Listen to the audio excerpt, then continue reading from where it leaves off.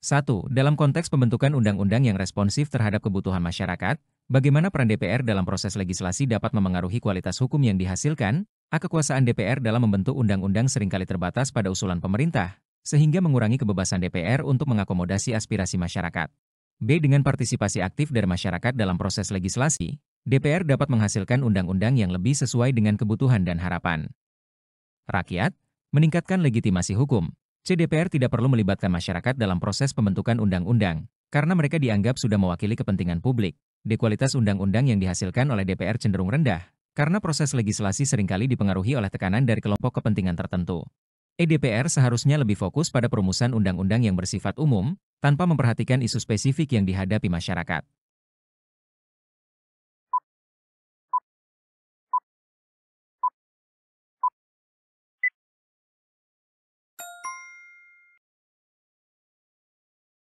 Pasal 20 ayat 1, Dewan Perwakilan Rakyat memegang kekuasaan membentuk undang-undang.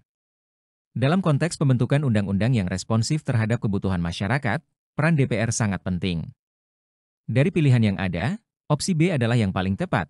Dengan partisipasi aktif dari masyarakat dalam proses legislasi, DPR dapat menghasilkan undang-undang yang lebih sesuai dengan kebutuhan dan harapan rakyat, meningkatkan legitimasi hukum. Partisipasi masyarakat dalam proses legislasi memungkinkan DPR untuk mengidentifikasi dan memahami isu-isu yang dihadapi masyarakat, sehingga undang-undang yang dihasilkan lebih relevan dan diterima oleh publik. Sementara pilihan A, C, D, dan E memiliki poin valid, tetapi tidak sejalan dengan konsep partisipatif yang ideal dalam proses legislasi. Keterlibatan masyarakat membantu meningkatkan kualitas dan legitimasi hukum yang dihasilkan. 2. Setiap rancangan undang-undang dibahas oleh Dewan Perwakilan Rakyat dan Presiden untuk mendapat persetujuan bersama. Bagaimana mekanisme pembahasan ini dapat mempengaruhi efektivitas dan akuntabilitas proses legislasi di Indonesia?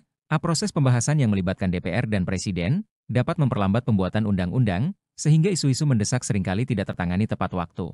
B. Dengan adanya kolaborasi antara DPR dan Presiden, rancangan undang-undang yang dihasilkan lebih cenderung mencerminkan kepentingan masyarakat, meningkatkan legitimasi hukum. C. Persetujuan bersama seringkali hanya menjadi formalitas, karena keputusan lebih banyak ditentukan oleh pihak eksekutif. Tanpa mempertimbangkan masukan dari DPR, mekanisme ini dapat menciptakan konflik kepentingan antara DPR dan Presiden, yang berpotensi mengganggu kualitas legislasi yang dihasilkan. E. Pengabaian terhadap peran masyarakat dalam pembahasan undang-undang tidak mempengaruhi efektivitas, karena DPR sudah dianggap cukup mewakili suara rakyat.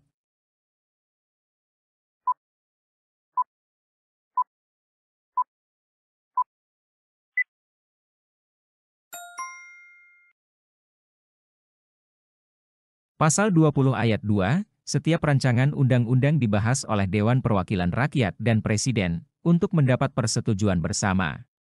Mekanisme pembahasan rancangan undang-undang antara DPR dan Presiden memiliki dampak signifikan terhadap efektivitas dan akuntabilitas proses legislasi di Indonesia.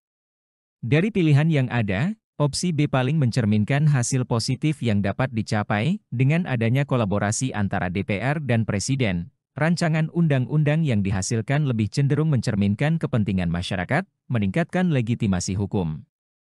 Kolaborasi ini dapat memperkuat kualitas undang-undang yang dihasilkan, karena melibatkan dua institusi utama, yang masing-masing memiliki perspektif dan tanggung jawab berbeda. Namun, perlu juga diingat bahwa opsi A dan D mencerminkan tantangan yang ada dalam proses tersebut, sedangkan opsi C dan E dapat berpotensi mengurangi akuntabilitas dan efektivitas proses legislasi. Keseimbangan dan sinergi antara DPR dan Presiden sangat penting untuk memastikan hasil legislasi yang bermanfaat bagi masyarakat. 3. Jika rancangan undang-undang tidak mendapat persetujuan bersama, rancangan undang-undang tersebut tidak boleh diajukan lagi dalam persidangan Dewan Perwakilan Rakyat masa itu. Bagaimana ketentuan ini dapat mempengaruhi dinamika legislasi dan respons terhadap isu-isu yang berkembang di masyarakat? A. Ketentuan ini mendorong DPR untuk lebih hati-hati dalam membahas rancangan undang-undang, sehingga mengurangi kemungkinan pengajuan undang-undang yang tidak relevan. B. Larangan pengajuan kembali rancangan undang-undang yang tidak disetujui dapat menghambat inovasi dan respons cepat terhadap perubahan kebutuhan masyarakat. C. Ketentuan ini hanya bersifat simbolis dan tidak berpengaruh signifikan terhadap proses legislasi.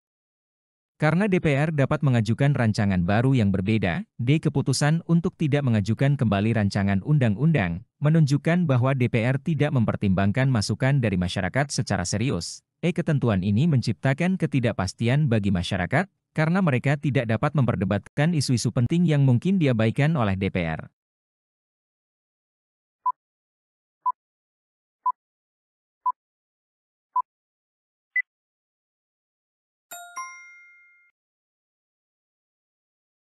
Pasal 20 ayat 3, jika rancangan undang-undang itu tidak mendapat persetujuan bersama, rancangan undang-undang itu tidak boleh diajukan lagi dalam persidangan Dewan Perwakilan Rakyat masa itu. Ketentuan yang melarang pengajuan kembali rancangan undang-undang yang tidak mendapat persetujuan bersama, dapat memiliki dampak signifikan terhadap dinamika legislasi. Dari pilihan yang ada, opsi B adalah yang paling tepat. Larangan pengajuan kembali rancangan undang-undang yang tidak disetujui dapat menghambat inovasi dan respons cepat terhadap perubahan kebutuhan masyarakat. Ketentuan ini bisa membuat DPR kurang fleksibel dalam merespons isu-isu yang mendesak, karena mereka tidak dapat mengajukan kembali rancangan yang telah ditolak. Meskipun situasi di masyarakat berubah, ini bisa mengakibatkan ketidakmampuan untuk menangani masalah baru yang muncul dengan cepat. Pilihan lainnya, meskipun mencerminkan aspek-aspek yang relevan, tidak sepenuhnya menangkap dampak signifikan dari larangan tersebut terhadap inovasi dan responsivitas dalam legislasi. 4. Presiden mengesahkan rancangan undang-undang yang telah disetujui bersama untuk menjadi undang-undang.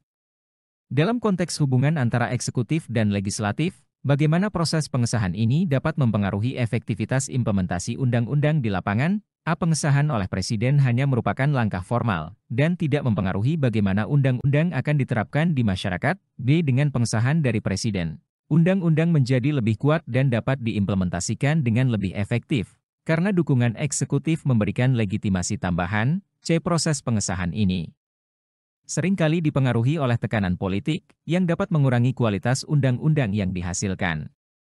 D. Pengesahan oleh Presiden dapat menciptakan ketidakpuasan di kalangan anggota DPR jika tidak ada diskusi yang memadai sebelum keputusan final diambil. Masyarakat tidak terpengaruh oleh proses pengesahan karena mereka sudah terbiasa dengan regulasi yang ada dan tidak terlalu peduli dengan aspek legislatif.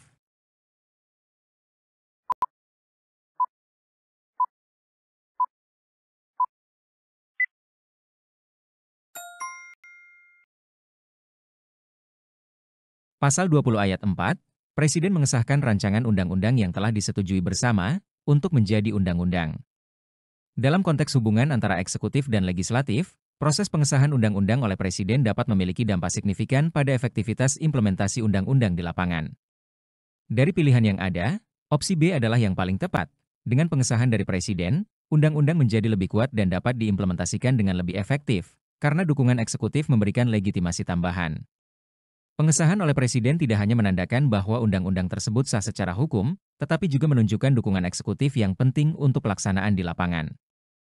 Dukungan ini dapat meningkatkan komitmen lembaga-lembaga pemerintah dalam mengimplementasikan undang-undang tersebut. Sementara opsi A, C, D, dan E mencerminkan tantangan atau pandangan lain, mereka tidak sepenuhnya menangkap pentingnya dukungan eksekutif dalam proses legislasi dan implementasi. 5. Dalam hal rancangan undang-undang yang telah disetujui bersama tersebut tidak disahkan oleh Presiden, dalam waktu 30 hari semenjak rancangan undang-undang tersebut disetujui, rancangan undang-undang tersebut sah menjadi undang-undang dan wajib diundangkan.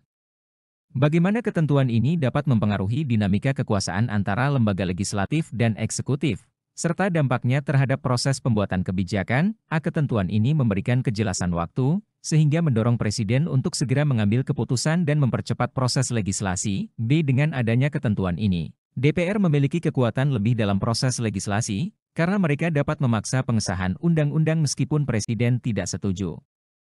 C. Proses ini dapat menciptakan ketegangan antara DPR dan Presiden, karena Presiden mungkin merasa tertekan untuk menyetujui undang-undang yang tidak diinginkan. D. Ketentuan ini mengurangi fleksibilitas dalam pembuatan kebijakan, karena undang-undang dapat dianggap sah tanpa pertimbangan dari Presiden. Masyarakat cenderung kurang peduli dengan ketentuan ini, karena mereka percaya bahwa undang-undang yang dihasilkan tidak selalu mencerminkan kebutuhan mereka.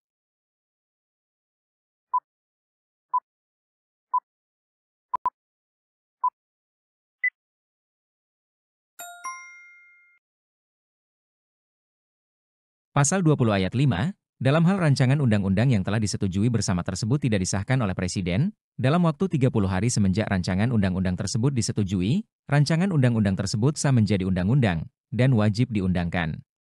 Ketentuan yang menyatakan bahwa rancangan undang-undang yang tidak disahkan oleh Presiden dalam waktu 30 hari, akan otomatis sah menjadi undang-undang, memiliki dampak signifikan pada dinamika kekuasaan antara legislatif dan eksekutif. Dari pilihan yang ada, opsi C adalah yang paling tepat. Proses ini dapat menciptakan ketegangan antara DPR dan Presiden, karena Presiden mungkin merasa tertekan untuk menyetujui undang-undang yang tidak diinginkan. Ketentuan ini dapat menyebabkan situasi di mana Presiden merasa terpaksa untuk menyetujui undang-undang, meskipun mungkin tidak setuju, untuk menghindari kehilangan kontrol atas proses legislasi. Hal ini dapat menciptakan ketegangan dan konflik antara DPR dan Presiden. Opsi A dan B juga menyentuh aspek penting, tetapi tidak mencerminkan potensi dampak negatif dari ketegangan yang dapat muncul. Sedangkan opsi D dan E menggambarkan pandangan yang kurang relevan dalam konteks dinamika kekuasaan tersebut.